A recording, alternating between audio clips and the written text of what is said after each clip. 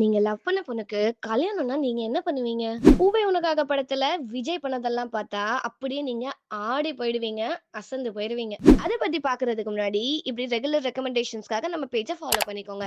One சைடா ஒரு பொண்ண லவ் பண்றாரு அப்போதைய இளைய தளபதி விஜய். ஆனா அந்த பொண்ணு வேற ஒருத்தர லவ் பண்றாங்கன்னும், அதுக்கு அவங்க 2 குடும்பங்களும் ஒத்துக்க மாட்டாங்க அப்படின்னு தெரிஞ்சுக்கிறாரு. தான் காதல் போனாலும், தான் காதலியோட காதல சேர்த்து வைக்கணும்னு ஒரு பெரிய டிராமா போடுறாரு. அது என்ன டிராமா?